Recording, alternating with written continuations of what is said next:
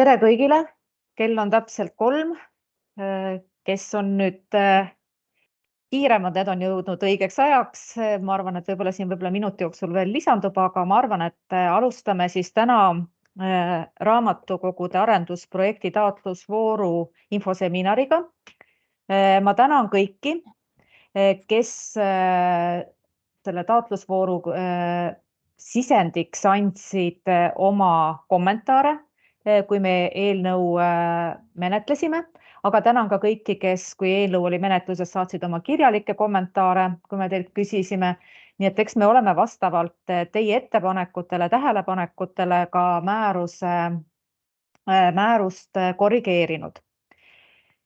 Nii, ja ma arvan, et asume kohe asja juurde. Me oleme küll planeerinud siia pikalt 1,5 tundi, kui me saame varem, võime ka varem lõpetada. Ja tahan veel seda öelda, et hoiame sellel ajal, kui te midagi öelda ei taha, mikrofonid kinni.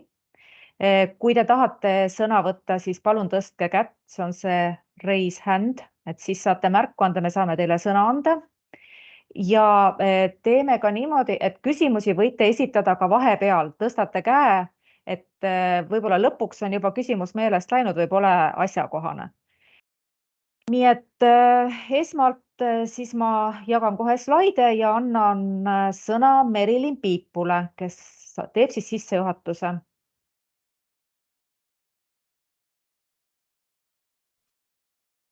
Tere ka minu poolt. Rõõm on, et nii palju osalejaid on ja loodame, et siis nagu Ülle juba ütles, et saab olema põnev diskussioon, et kuidas ja mismoodi siis toetust taotleda.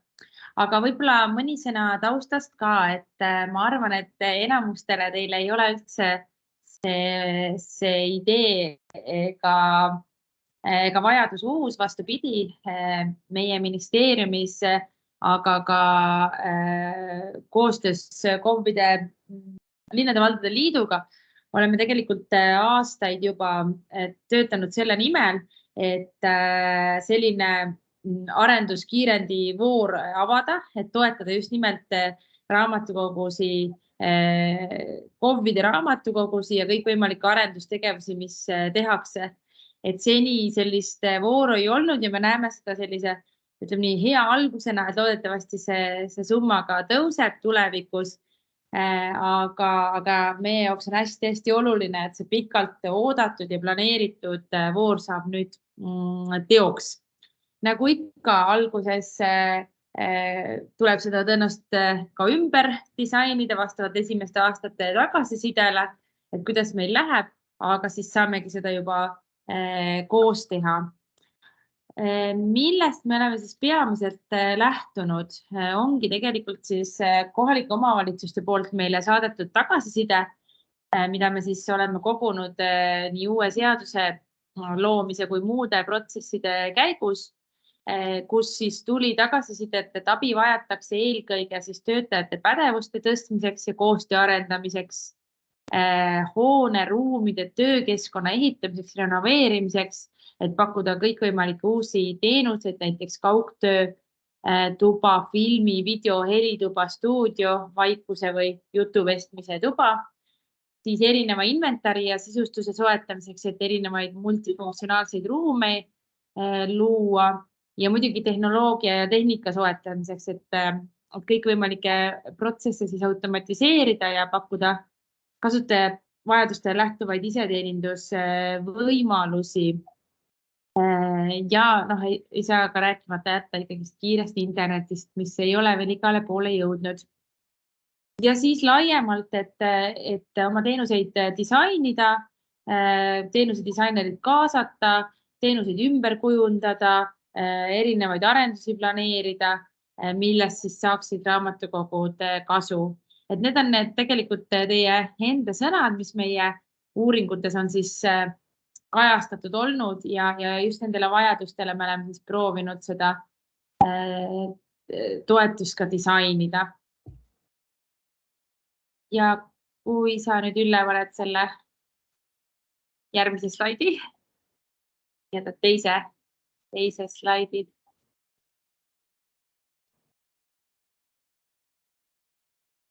Kas tuli teine slaid? Üks veel edasi, selle ma tegelikult rääkisin juba ära.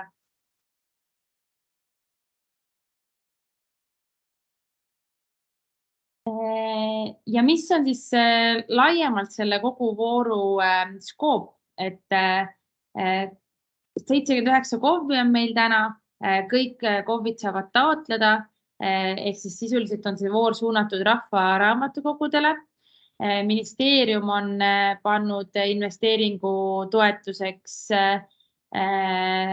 kokku on 500 000, aga kuna osa on koolitustegevuseks, siis investeeringu toetuseks on 465 000 ja seal on tingimuseks, et KOV paneb teise poole, mis tähendab tegelikult, et kahekordne võiks olla see innovatsiooni või arengu siis toetus. Ja muidugi meie soov on, et raamatukogud üle Eesti oleksid uuenduslikud, nende kaudu oleksid erinevad teenused kättesaadavad ja praegu võib-olla ongi 24 tundi avatud raamatukogu ainult mõnes üksikus kohas, aga et see võiks olla üle Eesti varsti trend. Ja muidugi kaugtööruumid, lastealad, kõik need samad vajadused, mida ma just kirjeldasin. Ja nagu ma ka ütlesin, et varem sellist ruumitaristut riik toetanud ei ole, aga selgelt on selleks vajadus olnud. Ja eks ka, kui me vaatame enda ümber teistesse riikidesse, lähiriikidesse või kaugematesse riikidesse, siis see keskkond, raamatukogude keskkond on üks inspireerivamaid väga paljudes riikides ja eks ka meie soov on, et me jõuaksime samasse punkti. Ja muidugi siis lähtub see idee sellest, et raamatukogu ikkagist jääks inimesele kõige lähedasemaks kohaks, kus ta saab mingis mõttes oma riigiga kohtuda ja kõikvõimalikke teenuseid siis kasutada. Riigiteates on määruse tekst olemas. Seal menetlusteabe juures saab ka määruse seletuskirja lugeda ja Kultuuriministeeriumi leheküljel on ka vastavad materjalid kõik olemas. Nii et nagu Merilin juba ütles, tegemist on iga-aastase programmiga. Ja ka sellele Merilin juba juhtis tähelepanu, et varasemalt me oleme rahvaraamatukogu töötajate koolitusi toetanud, aga esmakordne on investeeringu toetus kohaliku omavalitsuse rahvaraamatukogudele. Paluks siis järgmine slaid.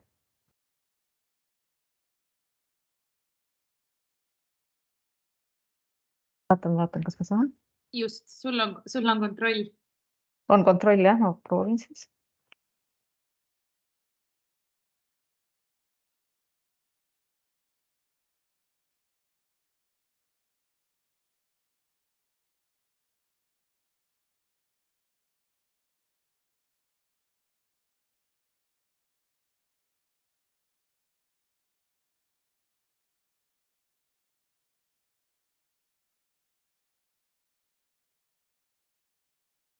Ma saan ka ise panna, see küll on nii lihtsam.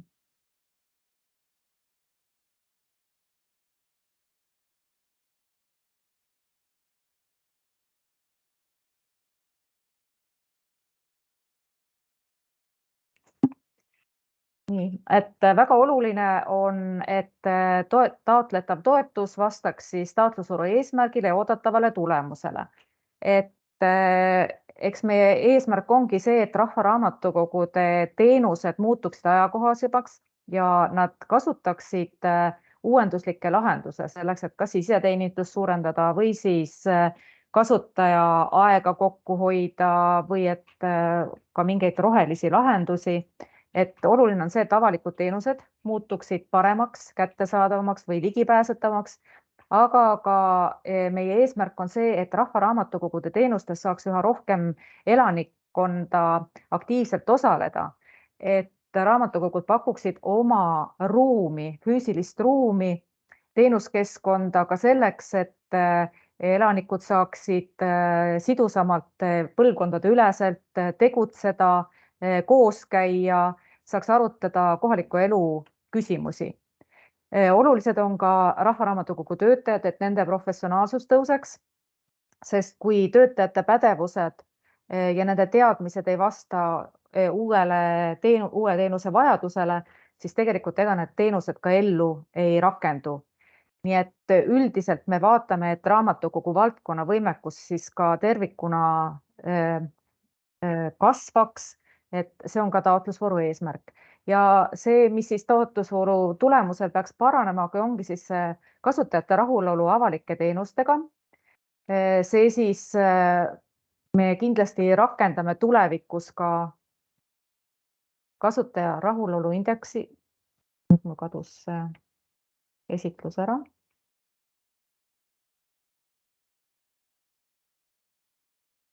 Nii. Siis elanike osalus ja sidusus suureneks, et ka erinevad põlvkonnad käiksid raamatukogus koos, kas siis õmblusringides, teeksid videoid või ka noored ettevõtjad saaksid välja printida oma plakateid, kujundada mingeid oma kodulehekülgi, et võib-olla ka raamatukogudes oleks sellist tarkvara, mida muidu iga ettevõtja endale soetada ei saaks. Ja sellega me tahaksime ka kindlustada, et rahvaraamatukogud oleksid jätkusuutlikud kogukonnas ja nende mõju oleks ühiskonnas suurem ja nähtavam, sest me teame, et täna raamatukogudel on väga oluline roll toetada nii kohaliku omavalitsuse teenuseid kui ka riigi teenuseid. Oluliseks me peame ka seda, et rahvaraamatukogude töötajad arendaksid nii riigisiseselt kui rahvusvaheliselt koostöösuhteid, sest eelarved on kõigil piiratud ja läbi koostöö me võime teenuseid arendades, ressurssi jagades ka jõuda efektiivsematele tulemustele, kasutame ressurssi paremini, nii et seetõttu on ka see riigisisene ja rahvusvaheline koostöö hästi olulised, et me ka parimaid praktikaid saaksime oma teenustes rakendada. Ja kindlasti on meie oluliseks eesmärgiks ka see, et seal, kus võimalik ja vajalik, muutuksid ka rahvaraamatukogud regionaalpoliitiliselt kogukonna teenuskeskusteks, kus siis kogukond saab koos käia.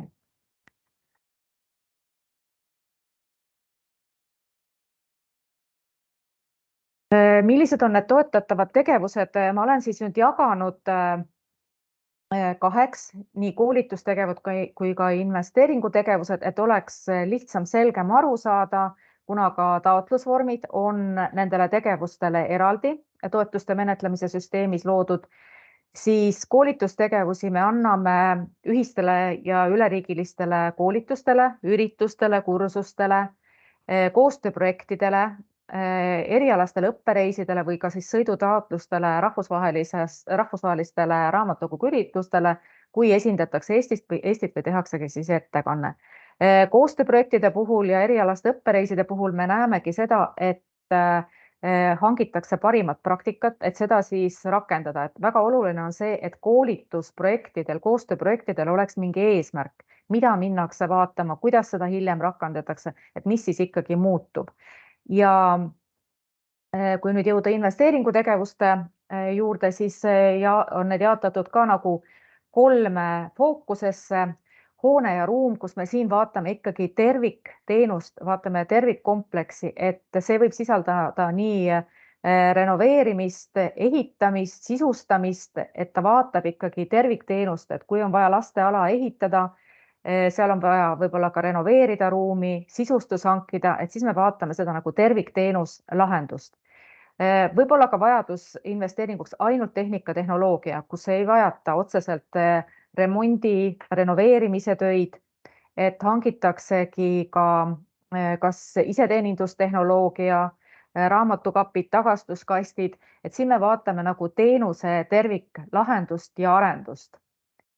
Aga näeme ette ka selliseid tegevusi võib-olla, mis ei ole otseselt ümberehituse või siis tehnikaga seotud, aga näiteks soovitakse hankida teenusdisain, et mingi teenus ümber korraldada või siis ka arengukava koostada, kui seda veel täna ei ole ja selleks on vaja kõrvalisi partnereid, kes aitavad selle arengukava kokku panna.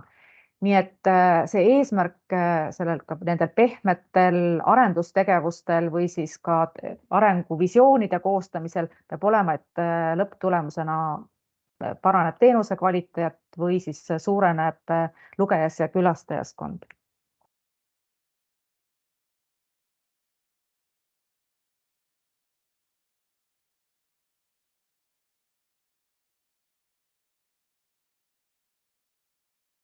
Nii, et millised on siis toetatavad kulud koolitustegevuste puhul, kindlasti see ja ka investeeringutegevuste puhul, et abikõlblikkuse perioodil tehtavad kulud või siis toetatavate tegevuste käigus tekivad kulud mõlema tegevuse puhul.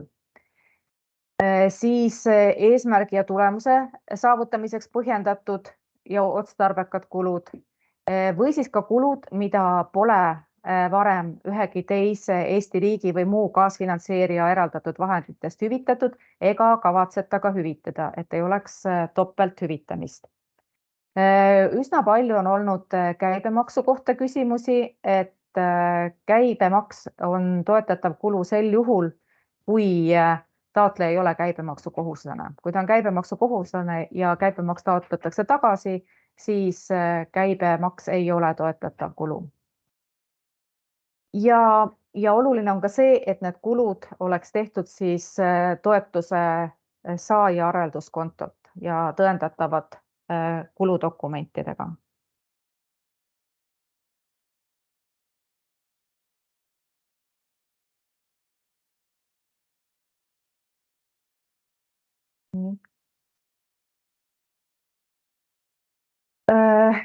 Nii et me vaatame nii tegevusi kui tegevustega seotud kulusid, aga ka mittetoetatavad ja juhin siin tähelepanu, et need loetelud ei ole ammendavad, et kui mingid kulud on tegevuse seisukohalt mitte põhjendatud, siis neid samuti ei toetata. Nii et need ei ole ammendavad, aga koolituste puhul kindlasti ühe omavalitsuse raamatukogu koolitusi me ei toeta, näitusprojekte ja trükiste väljaandmist, siis enne abikõlblikkuse perioodi tekkinud kulu. Koolitustegevuste puhul me ei toeta ka kulusid, mis kestavad kauem kui 31. detsember 2023 ja investeeringutegevuste puhul tegevusi ja kulusid, mis kestavad siis kauem kui 31. detsember aastal 2024. Kindlasti ka esinduskulud ja kingitused, koolituste puhul päevarahad ei ole abikõlblikud kulud, koolituskuludest ei ole ka organisatsioonide liikmemaksud või siis kulud, mida võib käsitleda erisoodustusena. Käibemaksu ma juba mainisin, trahvid, kohtukulud, sularahas tasutud kulud või ka siis varem hüvitatud või teistest meetmetest hüvitatud kulu. Samamoodi on oluline jälgida, et summa ei ületaks taotlusvooru eelarvet või siis toetuse maksimaalmäära, mis siis koolitustegevuse puhul on 7000 eurot ja investeeringutegevuse puhul 300 000 eurot. Kindlasti ka toitlustuskulud ei ole abikõlblikud kulud. Ja nagu ma juba mainisin, et kuna see loetelu ei ole ammendav, siis ka tegevuse elluviimise seisukohast põhjendamatud ja ebaolulisi muid kulusid.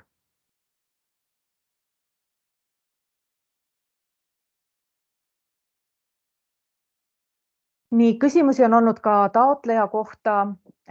Koolitustoetuste puhul me oleme nüüd muutnud ka seda, kes koolitustegevuse toetust saavad taotleda. Nüüd on siis maakonnaraamatukogud, kellele täna Rahvaraamatukogu seadusest tulenevalt on kohustus täienduskoolitusi korraldada.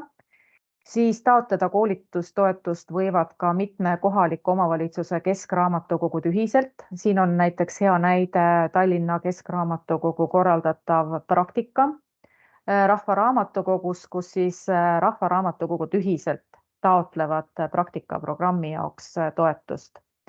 Ja me näeme ette ka, et raamatukogude valdkonna partnerorganisatsioon, mittetulundusühing Eesti Raamatuhoidjate Ühing saab ka taotleda koolitusprojektide jaoks toetust. Investeeringutegevuste jaoks saavad taotleda kohaliku omavalitsuse üksus, linna- või vallavalitsus koos Rahvaraamatukoguga investeeringutoetust. Kindlasti on see, et üks nendest partneritest esitab siis investeeringu toetuse taotluse, et teine on siis märgitud kindlasti partnerina ja ka selle osapoolena. Nii et kuigi nad peavad olema nagu partneritena ühiselt märgitud, taotluse saab ikkagi esitada kas siis kohaliku omavalitsuse rahvaraamatukogu või siis linna või vallavalitsus.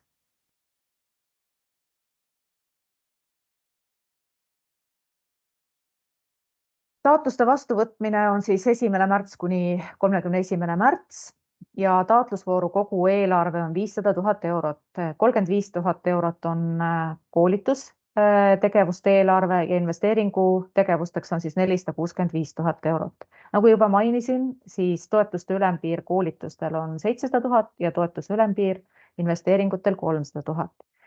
Kui koolitustegevuste puhul võib olla toetuse osakaal kuni 100% abikõlblikest kuludest, siis investeeringutegevuste puhul toetatakse abikõlblikest kuludest kuni 50% projekti eelarvest. Ja kindlasti on oluline märkida ka koolitustegevuste puhul, kas toetuse saajal on ka mingi oma- või kaasfinantseering ja kui seda ei kaeta, siis peab olema ka kinnitus, et projekti läbiviija on võimeline katma nii abikõlblikud kui ka mitteabikõlblikud kulud, mida siis toetusest ei hüvitata. Ja investeeringutegevuse puhul peab kindlasti olema kinnitus, et taotleja katab oma või kaasfinantseeringu arvelt vähemalt 50% abikõlblikest kuludest. See on siis see linnuke, mida saab mis on siis kohustuslik või selle taotlusvormi juures.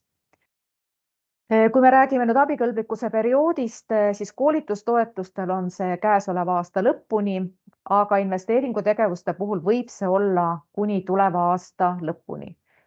Kahtlemata me näeme, et see võiks lõppeda, ka investeeringuprojektid võiksid lõppeda käesoleva aasta lõpuga, aga kui on tegemist mahukama projektiga, siis võib see abikõlblikkuse periood ulatuda ka tulevasse aastasse.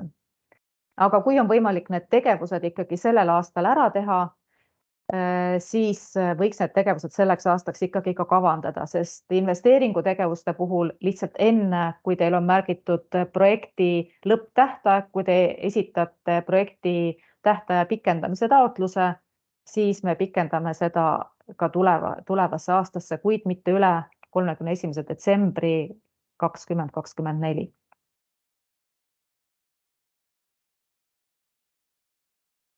Nüüd väga palju on ju uusi taotlejaid, kohalikke omavalitsusi, siis taotlusi me võtame vastu taotluste menetlemise keskkonnas, infosüsteemis ja siin on ka see aadress ja esmakordsel sisenemisel registreerige ennast siis kasutajaks, aga siin juhin ka tähelepanu, et avalehel on ka abiinfo ja infosüsteemi kasutusjuhend, et kui te hätta jääte, siis esmalt võite sealt vaadata, aga kui on küsimusi, siis saate ka otse taotlus, kas siis minu poole pöörduda või siis aadressil, mis sinna toetuste menetlemise infosüsteemi kodulehel on väljas. Ja taotluste esitamiseks saab siis registreerida, kasutajaks saab registreeruda siis kas lugeja siis või logida ID-kaardiga või mobiili-ID-ga.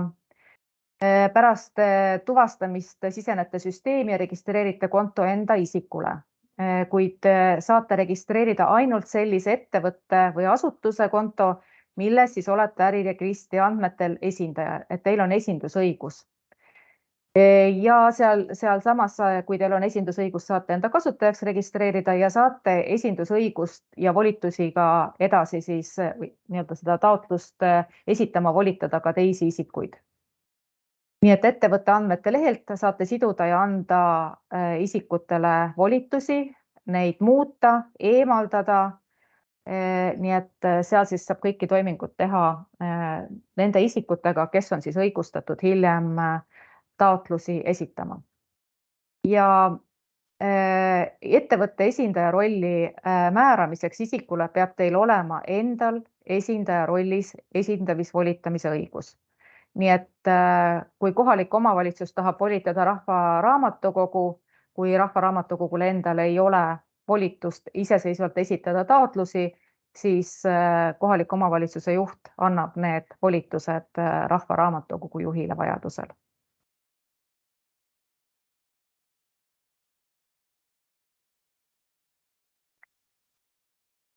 Nii, millised on siis nõuded taotlusele? Üldandmed on nii koolitustegevuste kui investeeringutegevuste puhul ühesugused, nii et need on siia praegu määrusest välja toodud. Need on üldandmed, need on taotluse vormil olemas ja nendel ma praegu ka siis pikemalt ei peatuks, vaid läheks kohe siit edasi.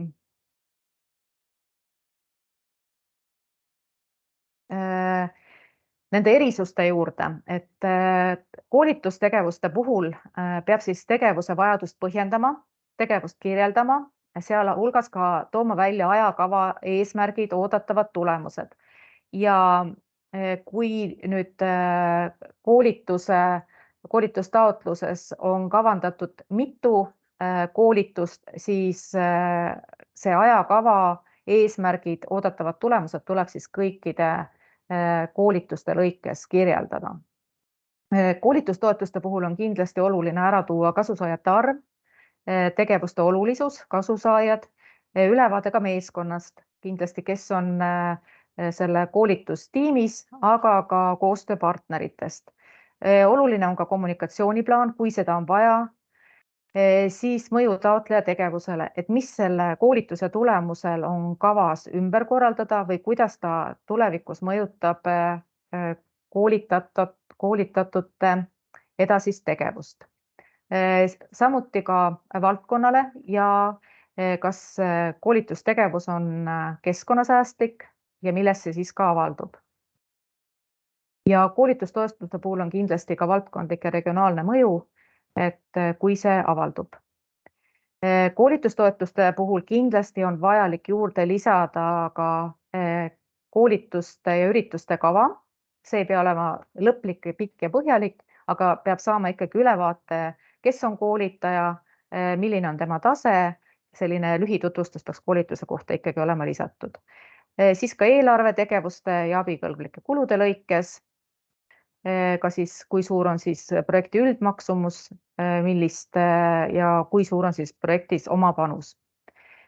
Siin on küsitud ka korduvalt, et kas kalkulatsioonidel lisada ka hinnapakkumised, siis nii koolitustegevuste kui investeeringutegevuste puhul on see soovituslik, sest sel juhul on võimalik hinnata eelarve realistlikkust, kulude põhjendatust, et kui vähegi võimalik, siis ikkagi need hinnapakkumised on soovitav juurde panna. Ja koolitustegevuste puhul siis kõik ühe taotleja tegevused, koolitustegevused on siis ühes taotluses. Nüüd investeeringutegevuste puhul on oluline kindlasti kirjeldada, milles seisneb see arenguhüppe, et kui renoveeritakse ruumi, soetatakse sinna tehnika, et mida see siis kohalikule kogukonnale annab, milles see arenguhüppe seisneb. Oluline on ka see, et oleks põhjalik ajakava, kirjeldus, kes mille eest vastutab, kes on projekti partnerid, kes on projekti meeskond, kes mille eest vastutab, ka kommunikatsiooniplaan, et kuidas kogukonda teavitatakse muudatustest, mis raamatukogus toimuvad, oodatavad tulemused, aga ka lisandväärtus, et mida selle tegevusega siis kohalikule kogukonnale või ka külastajatele lisaks pakutakse. Et kui te teenuse ümber korraldate, et kindlasti kirjeldada seda, milles see teenuse kvaliteedi muutus, kättesaadavus või ligipääsetavus, et milles see avaldub see projekti mõju. Või ka siis tegevusele, valdkonnale, keskkonnasäästlikule või siis regionaalsusele, et kindlasti sellised aspektid on soovitav välja tuua. Siis üsna oluline on see, et lisada viide ka kas siis kohaliku omavalitsuse arengukavale või raamatukogu arengukavale, kus te olete seda muudatust või arengut ette näinud. Et see annab ka sellise pildi, et kas te olete seda tegevust ka juba pikemalt planeerinud ja kuidas see suhestub kas siis kohaliku omavalitsuse või raamatukogu üldise arenguga. Siis ehitamise renoveerimise puhul kindlasti lisada dokumente, mis on siis õigusaktides ette nähtud ehitamise või renoveerimise puhul. kas siis eskiis või projekt või plaan, et siin meil nii vähe kui võimalik ja nii palju kui vajalik, et oleks võimalik otsustada, kas see projekt on realistlik või siis mitte. Ja samamoodi eelarve siis tegevuste ja abikõlblike kulude lõikes avada, et oleks siis võimalik jälgida, millised on põhjendatud eelarvekulud ja millised siis mitte. Ja samamoodi kalkulatsioon lisada hinnapakkumiste osas. Ja siin me oleme siis nüüd natukene ka kitsendanud, et taotleja saab korraga siis toetust ühele investeeringutegevusele, sest kuna me siin nagu näeme, et see toetus on mõeldud kõigile Eesti kohalikele omavalitsustele, siis ja see oleks fokusseeritud, siis et see oleks siis nagu fokusseeritud ühele konkreetsele tegevusele, mis muudab elu oluliselt paremaks. Merle Tombak tõstis käe, palun. Suur tänu, ma jätan oma ekraani kinni, mul on lihtsalt interneti levi siin maapiirkonnas natukene vilets.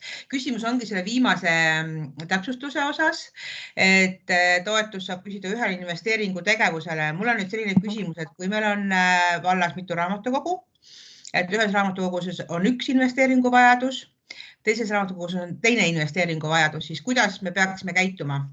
Et kas siis taotleja võib esitada ka 2 taotlust või kuidas seda kommenteerite? Kuna me näeme, et Rahvaraamatukogu teenus on kui üks tervik, et siin ma toon lihtsalt ühe näite, et kui on soov osta raamatukappe või siis tagastuskaste, siis me näeme seda nagu kohalikus omavalitsuses tervikteenuse muudatusena. Et sellega muutub ligipääsetavus, kättesaadavus suuremaks just kohaliku omavalitsuse piires.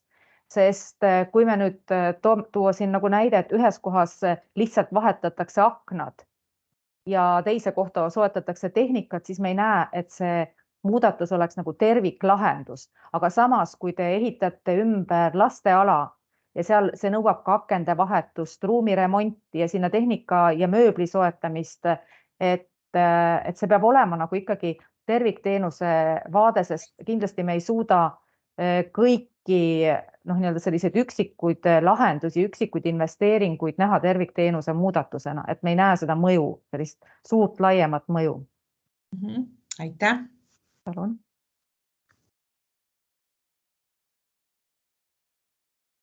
Nii.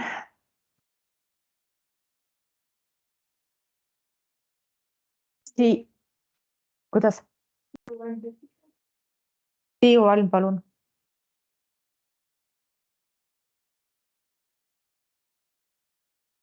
Minul on niisugune küsimus, et kui me räägime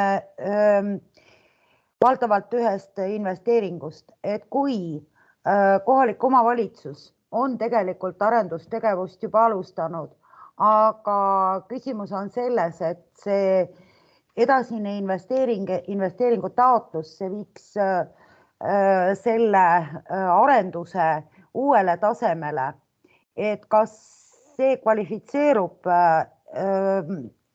investeeringuks või mitte? Kas see taotlus kvalifitseerub selleks või mitte? Oleneb, tähendab, kui need kulutused ja tegevused ei ole veel alanud, et ikkagi need on sellel aastal tehtavad nii tegevused kui kulutused, sest meil on ikkagi ajaraamiks pandud käesolev aasta. Ei, ma pean silmas, vabandust, Ülle, ma pean tegelikult silmas seda, et näiteks me räägime konkreetselt RFID arendusest, mida nüüd tõenäoliselt hakkavad siin taotlema X omavalitsust ja just nimelt selle nähtu põhjal, mis on Viimsi raamatukogus. Minu küsimus on nüüd seda, et järgmine, et see RFID iseteenindus ja turva lahendus oleks 100% täius, oleks vaja sellele veel üks investeeringutaotlus teha. Kas see, et ta 100% oleks vastav 100 rahvaraamatukogule, on taotluskõlbulik või mitte? Me nägime ette ka seda, et mingitele osadele võib taotleda investeeringutoetust, nii et kui tegevused pole alanud või on alanud sellel aastal, aga kulutusi pole veel tehtud, siis tegelikult ta on abikõlblik ka sellel aastal. okei, sest ta on projekti osa. Ma saan lihtsalt aru sellest, et kui Viimsi kohalik omavalitsus on kandnud 3 aastat kulutusi, mida põhimõtteliselt hakkab nüüd kasutama, ütleme tulevikus pool Eesti rahvaraamatukogudest, siis tegelikkuses oleks praegu veel võimalik ka sellest kiirendist taotleda, et 100% ta vastaks nendele 100 rahvaraamatukogu vajadusele. Et mõistan, et võib taotlus esitada.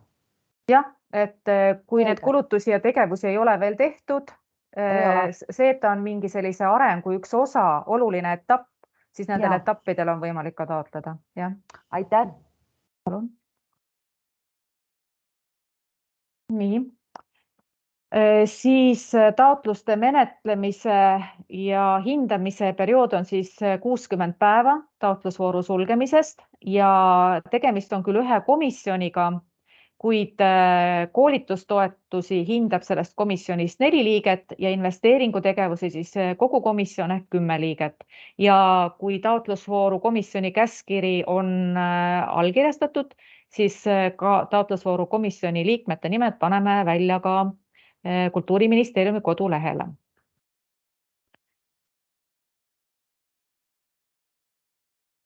Ma nüüd saaks järgmisele slaidile.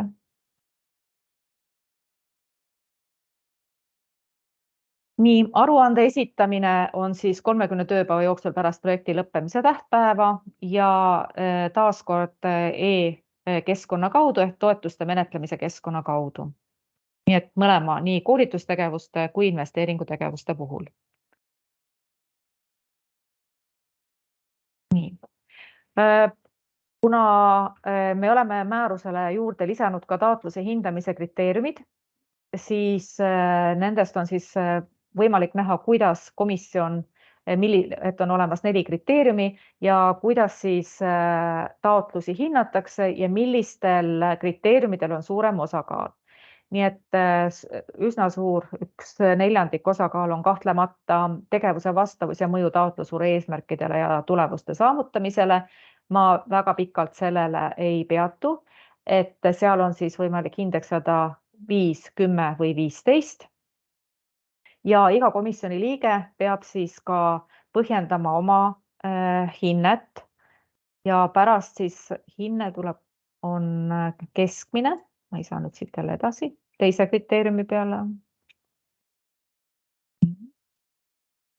Siis oluline osakaal on ka tegevuste ajakohasus, ettevalmistus ja läbimõeldus. See tähendab, et investeeringutegevuste puhul on oluline selle uuenduslik, ligipääsetavus, kättesaadavus, keskkonnasäästlik, et milline selle projektiga mõju on, milline on siis projekti meeskond, on taotleja tiimi suutlikkus, seal on siis hindepunktid 1, 3 ja 5, et seal me hindame ka siis projekti elluviijate professionaalsust, võimekust, aga kindlasti ka seda, kuidas rollid on jaotatud, kui täpselt on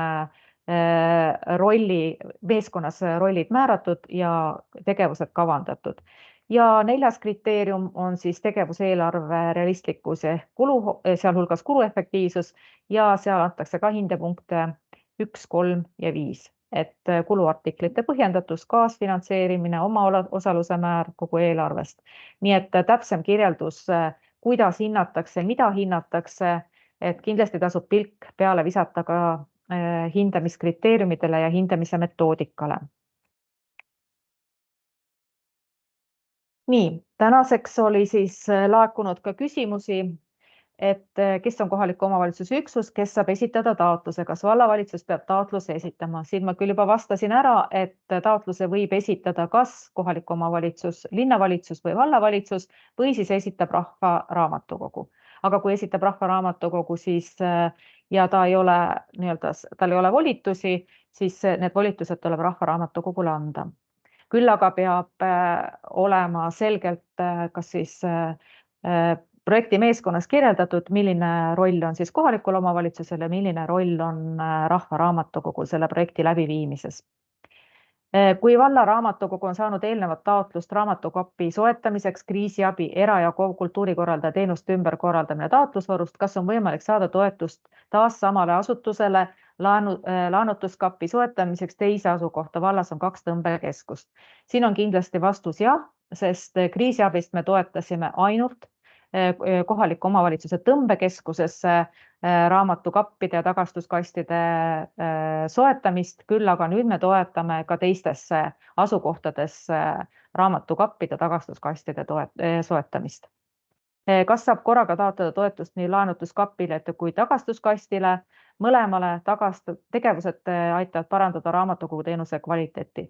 Jah, siin saab taotleda mõlemale, sest me näeme, et see on ühe laenutustegevuse tulemuslikkuse kvaliteedi tõstmiseks, nii et saab mõlemale taotleda.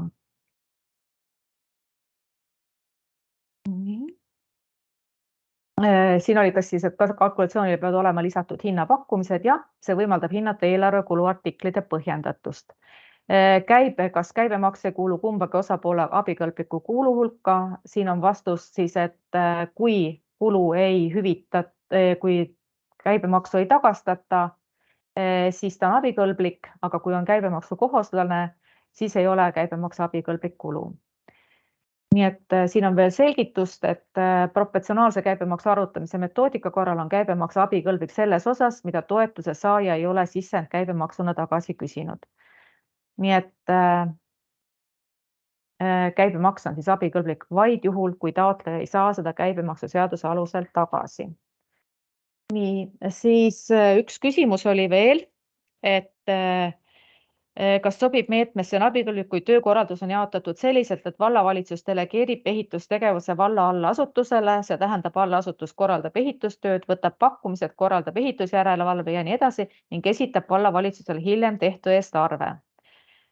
Kui vald, vallavalitsus, ehitustööde teostaja ja valla allasutus raamatukogu projektimeeskond või partnerid, kelle ülesanded on täpselt määratletud ja kirjeldatud, näiteks kes juhib projekti, kes võtab pakkumised, kes teotab ehitustööd või muu selline ja vastutab tegevuse eest kindlas ajaraamis, siis see on projekti tegevuse meeskonna ja partnerite töökorraldus. Seega on see abikõlblik, kui see on projekti vaates põhjendatud ja vajalik. Nii et põhimõtteliselt küll jah, et kui on tegemist partneriga, tööjaotusega ja see tuleb selgelt välja, millised rollid, kuidas arveldamine toimub, siis jah, on abikõlblik. Nii, et sellise kiire ülevaate nüüd ma andsin, aga kindlasti soovitan, kui te taotlust kirjutate, ikkagi võtta kõrvale nii määrus kui määruse seletuskiri ja iga lahtri puhul, mida te taotlusvormis täidate, lugege ikkagi korralikult üle, sest tegemist on ikkagi esmakordselt investeeringu taotlusvooruga rahvaraamatukogudele. Selleks, et midagi olulist ei jääks kirja panemata, siis on hea, kui see määrus ja seletuskiri ikkagi kõrval on. Kas on nüüd tekkinud veel küsimusi? Tahab keegi kommenteerida? Ritsu raamatukogu, palun. Tere, küsin sellist asja, kui me soovime korraldada õppereisi kuhugile teise riiki ja et nüüd see programm kokku saada ja kasutame reisikorraldaja abi, kes aitab meil siis vastavalt meie soovidele selle kokku panna, kas see on abikõlblik? Põhimõtteliselt, kui teil on ju mingid partnerid, kelle te olete endale hankid, kelle kaudu te seda reisi korraldate ja te võtate soodsamad pakkumised, siis partneriks on ju kohalik omavalitsus või raamatukogud. Te võtate pakkumised, te ju toote need, et mis see eesmärk on. Nii et põhimõtteliselt küll jah, kui te saate kõige soodsamatel tingimustel, aga kõige olulisem on see, et mis eesmärgil te lähete ja mis selle tulemusel muutub. Aitäh!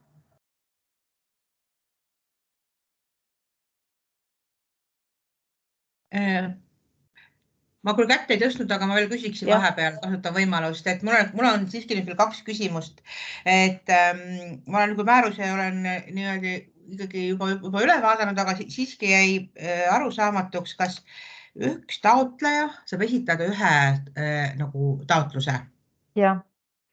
Aitäh, sellega on korras. Ja teine küsimus on selline, et kui hindamiskomisjon hindab ja seal on erinevad kululiigid, et kas siis põhimõte on selline, et pigem annate kogu ulatuses toetuse ja sellisel juhul, ütleme, kui seal on, ma toon nagu näite, et seal on mingi erinevad mingid tehnilised vahendid, eks ju, ja võib-olla siis on mingi selline, ma ei tea, ruumide parendamine, et kas sellisel juhul, kui te näete, mis on nagu justkui nagu kaalukausil nagu kõrgemal kohal, ehk siis toetada nagu ühte tegevust või siis pigem ei toeta üldse?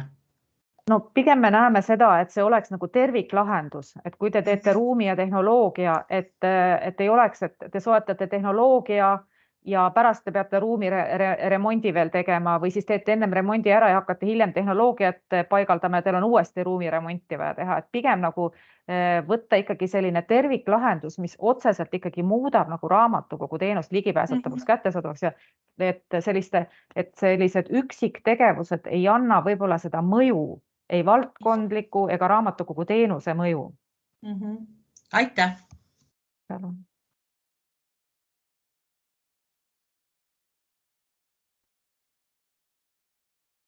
Kas on veel küsimusi? Kaie, palun. Tere! Kui oli esimene infopäev, kus seda kiirendit tutvustati, siis seal jäi kõlama, et ministeerium võib eelistada seda, et kiirendi mõju oleks oluliselt enam tuntav, et ei taheta pihustada seda raha paljude taotlejate vahel, vaid pigemini siis 2, 3, 4 ehk siis üsna väikesele arvule taotlejatest. Kas praegu endiselt tundub, et te eelistate seda? Ja mu teine küsimus või õigemini selline kommentaar, et võib-olla ministeeriumi poolt vaadates tundub, et see bürokraatia ei ole kuigi oluline, aga taotlejana neid taotlusvorme vaadates tundub küll, et taotlejatel nagu hõlpu ei anna ja tahate nagu lugeda pikki põhjendusi siin mõjudest ja arenguhüppest ja eesmärgist, et tegelikult kõik nende vormialade täitmine on kellegi töö, et ta on natukene selline ilusa teksti kokkukirjutamine, et võib-olla oleks piisanud kas siis ainult mõjust või siis ainult arenguhüppest. Et kui vaadata neid taotlusvorme ja siis seal seda mõjuala on seal 3 kohas lahti kirjutada, et vahel tundub, et ministeerium võiks ennast ministeeriumid, ma ei mõtlegi ainult Kultuuriministeerium, panna ennast taotleja olukorda ja seda ja kalkuleerida, et kui kaua võtab ühe sellise välja täitmine aega, meil täitmine, teil lugemine, et kas see on nagu ikkagi mõistlik. Aitäh! Aitäh, Kaie! Eks me ikkagi oleme selle juures, et kui on väga suured, mõjukad, väga olulised projektid, siis eks see jääb ikkagi komisjoni otsustada vastavalt hindepunktidele. Et kui ikkagi suured, mõjukad projektid saavad hindepunkte, nad on väga hästi ja põhjalikult ette valmistatud, siis selge see, et nad ju pingereas tõusevad ettepoole. Nii et kuna meil on sel aastal ju esmakordne investeeringutaotluste taotlusvoor just rahvaraamatukogudele, ega me ei oska ju ette ka prognoosida, millised projektid tulevad, kui hästi nad on ette valmistatud, kui hästi nad on kirjeldatud, kavandatud, millised on projekti meeskonnad, et kindlasti tugevamad projektid saavad rohkem punkte ja suure tõenäosusega saavad ka nii-öelda täismahus, kavandatud täismahus toetatud. Bürokraatia poole pealt me ei ole nii-öelda siia andnud võimalust väga pikki tekste. Pigem on see, et hästi asjakohane sõnastus lühidalt konkreetselt välja tuua, kui on võimalik ka mingid mõõdikud, kuidas te seda tulemust hiljem mõõdate. Pigem panna ikkagi see kirja, et kus te näete seda mõju valdkonnale või regioonile või kasutajatele. Ja kui teil on ka mingeid numbrilisi sihte, siis võite ju ka need välja tuua. Et et võib-olla ka Merilin täiendab siin. Ma annan hetkel Merilinile, siis läheme kätte järjekorras edasi. Ja ma mõne sõnaga ütlen, et tegelikult määruses on hindamismetoodika toodud ja nii nagu Ülle juba ütles, et projektid saavad toetust vastavalt sellele, kui palju nad punkte saavad. Aga kui on tugevad projektid, mis vastavad kõikidele hindamiskriteeriumitele, siis sellega komisjonil ka alust nii-öelda väiksemat summat anda ja siis tõenäoliselt tekib olukord, kus tugevad projektid saavad suured summad. Ehk siis mida me võib-olla selle lausega eelmises kaasamisringis tahtsime öelda, on, et võib-olla Eestis on kohati sellist kultuuri, et antakse hästi paljudele, aga väga vähe. Et küsid 10 000, aga saad 2000. Et me täna meil ei ole nagu sellist plaani, et ikkagi me järgime määrust, hindamiskriteeriumeid ja kui on tugev projekt, siis ei ole alust nagu võtta talt suuri summasid ära lihtsalt sellepärast, et rohkem projekte saaks toetust. Et võib-olla see on see sõnum. Ja bürokraatia osas ütleme nii, et ükski nendest lahtritest ei tohiks olla see, et te kirjutate seda meile. Et need peaks olema ikkagi kõik küsimused, mis aitavad teil mõelda läbi teie projekti mõju kohalikule kogukonnale, mõju raamatukogule ja nii edasi. Et need ei ole tõenäoliselt lahtrid, mida me tahaksime, et üks inimene teie seast istuks ja hakkaks arvuti taga täitma, et ikkagi need, mis te oma projektitiimiga läbi mõtlete, kui te seda arendust kavandate, mis aitab tegelikult teile tuua tugeva ja hea projekti, mida kogukond hiljem siis väärtustab ja armastab.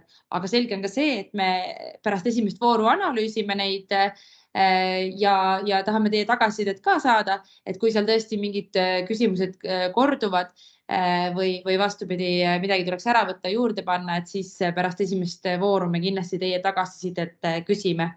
Aga jah, et ärge meile midagi kirjutage, et need on ikkagi selle jaoks, et te mõtleksite ise läbi oma projekti, oma raamatukogule, oma kogukonna. Teete ju seda eelkõige enda jaoks. Aitäh. Nüüd paluks Ritsu raamatukogu ja siis Tiiu Valm.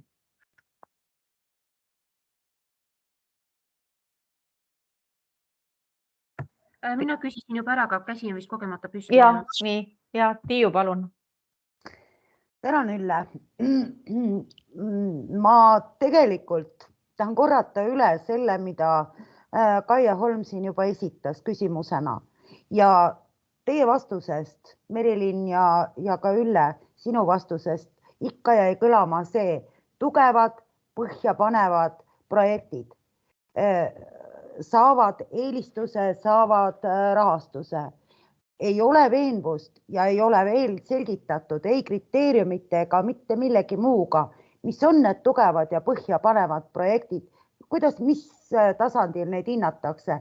Ka see ei ole minule praegu esimene taotlus, kuhu ma olen alustanud lahtrite täitmist, aga ma tõepoolest olen nõus, ma pean olema nõus Kaia Holmiga, et siin on asjatundmatus selle taotluse koostamise puhul, et hüva, ma ei saa aru, kuidas saab praegu täna, kui on jäänud taotluse esitamiseni 2 nädalat, 3 nädalat, kuidas teie saate välja võluda investeeringute juurde hinnapakkumised, mis valemiga? Ma olen põhimõtteliselt teinud riigihankeid ja hinnapakkumisi võtnud sadu, aga ma võin praegu öelda, et see ei ole reaalselt võimalik ja neid ma ei kavatsegi siia taotluse juurde panna ja ma usun, et teised täpselt nii samamoodi. Ja ikkagi palun püüda võimalikult täpselt põhjendada seda, mis on projekti tugevus, mis on põhjapanevus, et me kõik 100 raamatukogud, kes nüüd praegu sellele esimesele voorule siin minuteid ja tunde kulutavad, et nad ei teeks tühja tööd. Nii et aitäh.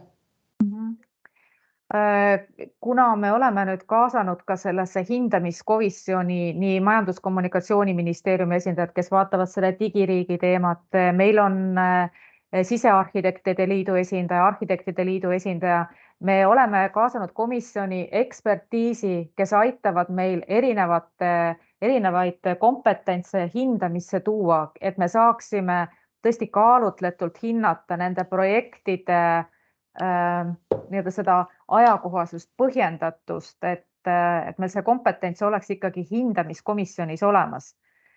Et miks on ka investeeringuprojektide puhul oluline viidata raamatukogu või siis kohaliku omavalitsuse arengukavale, et kui see on juba kavandatud teil arengukavas, kas siis omavalitsuses või raamatukogus, siis me tegelikult näeme, et see on juba selles aspektis juba põhjendatud areng, mida te olete kavandanud.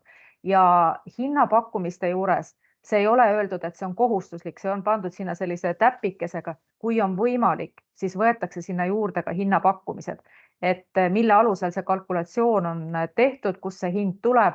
Eriti me teame, et koolituspakkumiste puhul seda on võimalik teha, aga kui investeeringupakkumiste puhul peab olema ikkagi mingi kalkulatsiooni või põhjenduse alus, et siis seda lihtsalt avada, kirjeldada, et kui ei ole võimalik võtta hinnapakkumisi, siis tuleb lihtsalt täpsemalt kirjeldada, kuidas hind on kalkuleeritud.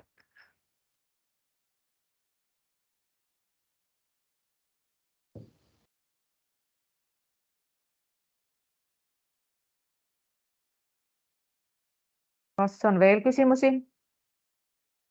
Aga kindlasti peale selle vooru menetlemist me teeme kokkuvõtted, me teeme juba peale vooru kokkuvõtted, analüüsime, mida tuleks muuta, mida teisiti teha, aga kindlasti ka siis, kui projektid on läbi, me võib-olla kavandame ka ürituse, kus me saame jagada kogemusi, mis läks hästi, mis läks halvasti, mida eeskujuks võtta, et ka parimate praktikate jagamise.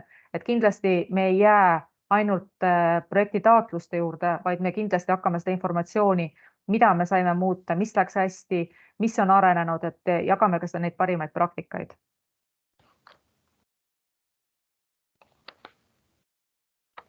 Kas on veel küsimusi, ettepanekuid, tähelepanekuid? Sest ega kui ka kõik küsimused veel ei saanud küsitud, et saate ikkagi helistada, küsida, kuni teil on ikkagi küsimusi ja vajadusi. Aga et selle esitluse panen ma täna üles ka koduleheküljele, et seal saab seda esitlust vaadata, aga kindlasti kõige olulisem materjal on see, mis on määruses ja määruse seletuskirjas. Nii, kas on veel? Sest nagu ütlesin, me ei pea. Kaiel on veel küsimus, palun. Ma mõtlesin, et ma küsin, ma ei jõudnud nii ruttu selles määruses seda edasi rullida, et kas seal kriteeriumi hulgas oli mingisugune regionaalsuse pool ka, et kas teil on mingid eelistused, et Tallinn ja Viimsi meil pole mõtet esitada, et toetame Ida-Virumaad ja Kagu-Eestit. Ei, et regionaalsus ka Tallinn kuulub ju ikkagi Harjumaale ja nii-öelda Põhja-Eesti regiooni, et ega me vaatame ikkagi nagu projekti tugevust ja olulisust ja mõju. Et siin on ikkagi need hindamiskriteeriumid välja toodud. Et mida siis komisjon ikkagi täpselt hindab? Aga see VAU, see ikkagi on, et selles kaasamisringi infopäevas kõlas ka see, et VAU võiks olla, VAU-efekti peaks tekitama. Ja, aga eks selle VAU-ga ongi niimoodi, et ühes kohas võib see kapp olla VAU või siis RFID iseteenindus võib olla VAU ja isegi mõnes kohas võib täiesti tagastuskast olla VAU, aga see tuleb ka ära kirjeldada, et miks see on nii oluline. Aga ma palun Maaritsa ja siis veel Tiiu käsi. Tere, mul millegipärast ei lähe kaamera sisse, aga ma ütlengi Kaiele ja kohe Tiiule, et ärge muretsege siit ida poolt, et meil linnavalitsus ütles nii, et eelarve on vastu võetud ja mitte mingisuguseid muudatusi ei tule, et isegi kui me taotluse esitaksime, siis volikogu seda sel kuul vähemalt lisaeelarvena teda käsitleda ei hakata, et nii, et ärge muretsege ida pärast. No pigem ütleks, et see on natukene kahju ja kurb, sest et miks me nagu üsna varakult hakkasime. Ja, et miks me hakkasime seda määrust nagu tutvustama üsna varakult, et saaks juba ka varakult eelarvetes kohalikud omavalitsused planeerida oma osaluse. Meil on ikkagi väga suured kärped nagu igas mõttes ja seda öeldi kohe, et isegi kui teil on mingi šanss seda raha saada, siis ei ole see kindel, et volikogu ka lisaeelarvest järgmisel kuul selle otsuse teeb ja kui te olete juba selle nagu taodelnud, aga linnavalitsus ei tule lihtsalt sellega kaasa praegu.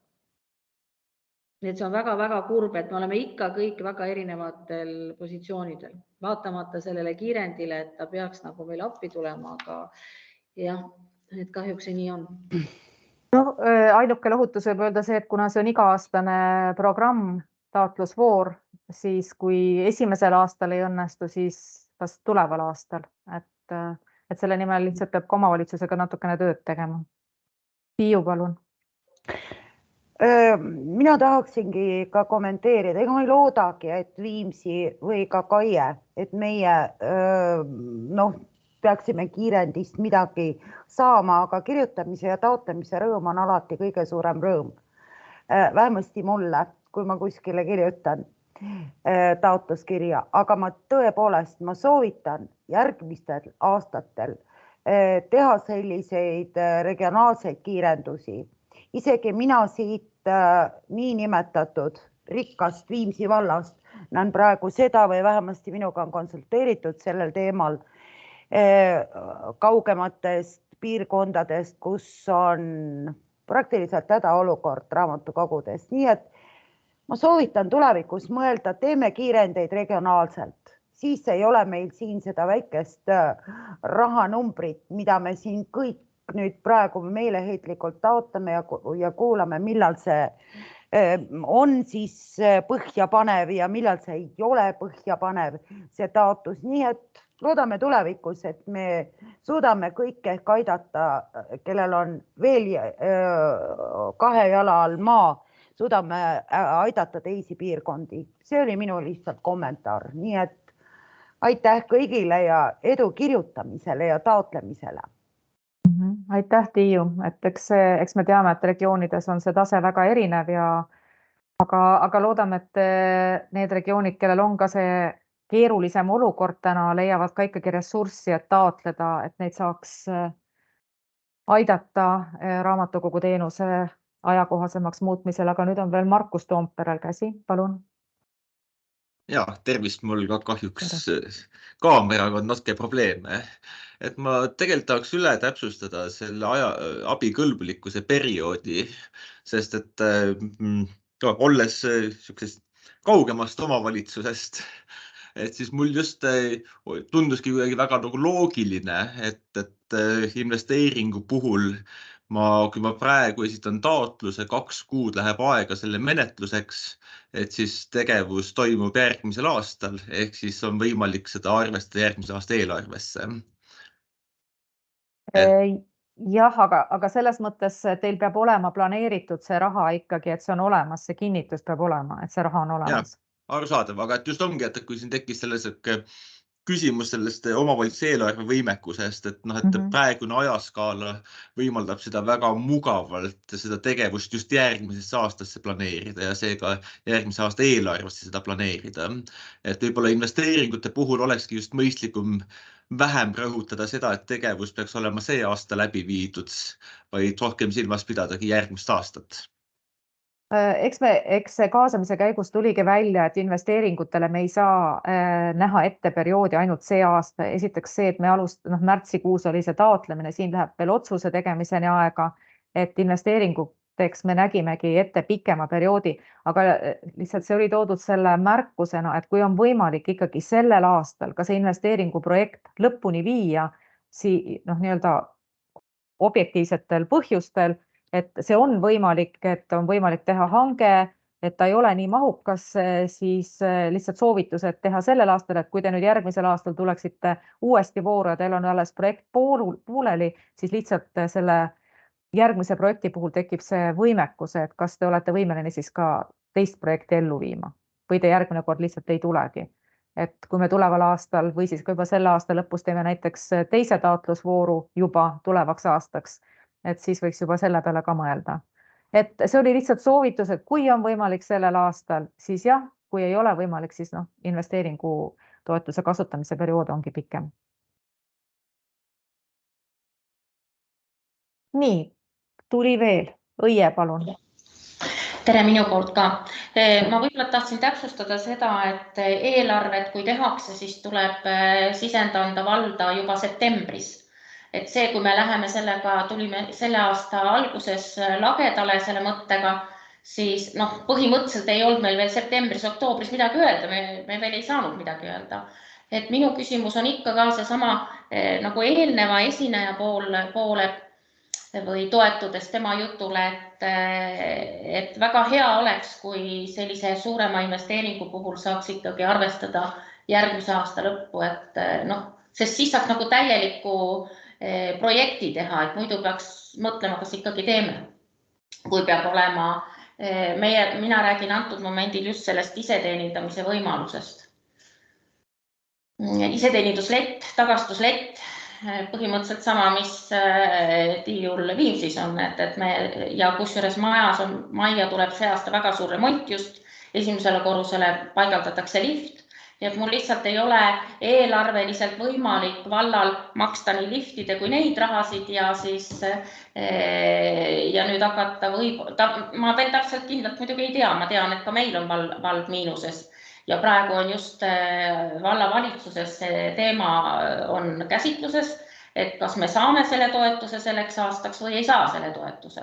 Et kui ta oleks niimoodi, et me saame selle aasta selle toetuse ja võime selle lõpetada järgmine aasta, siis järgmise aasta lõpuks oleks kõik tehtud, siis oleks see vastus hoopis teine, kui on see, kui ta peab olema sellel aastal tehtud.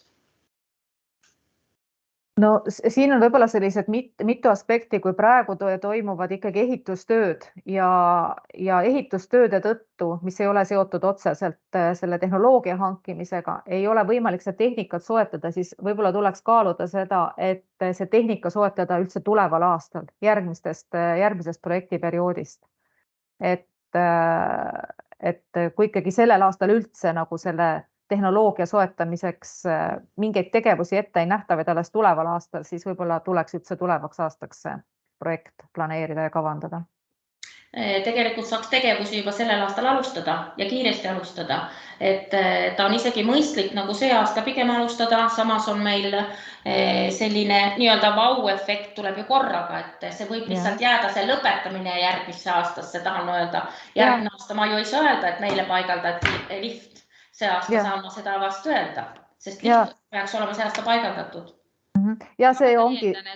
See tegelikult on abikõlblikkuse periood on 2 aastat, ehk siis tegelikult see meie poolt on väga okei, kui see tervik valmib 2 aasta jooksul ja see investeering tehakse järgmine aasta ja ettevalmistused sellel aastal.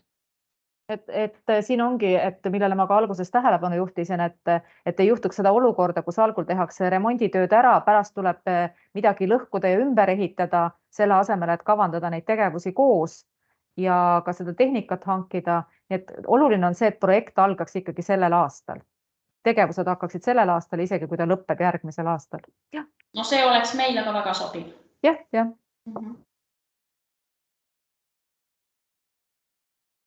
Nii, kas on veel küsimusi? Ma tahtsin korra veel isegi täiendada, et see, kui seda projekti ma muidugi detailselt ei tea, aga näiteks oletame, et kui see lifti panemine, ligipääsetavus, mingid tehnoloogiad on kõik üks tervik ja näiteks vald on juba otsustanud, et temal lifti jaoks on raha, aga seda kulu veel ei ole tehtud, siis seda saab ka näidata ju oma osalusena, et kui see moodustub nagu terviku, et muidugi, kui see ei moodusta tervikut, siis ei saa nii teha, aga sisuliselt see oma osalus, mille jaoks see täpselt on selles konkreetses projektis, mis on valla oma osalus, seda me ju ka ei vaata, meie jaoks on oluline, et see on 50% ja see moodustab nagu ühe terviku. Aitäh! Aitäh! Kui rohkem küsimusi praegu ei ole, ettepanekuid või kommentaare, siis ma tänan kõiki, et te osalesite ja kui on veel küsimusi, olen valmis vastama ja ootan siis taotlusi. Nii et jõudu teile ja põnevat mõttelendu, nii et ilusat õhtut!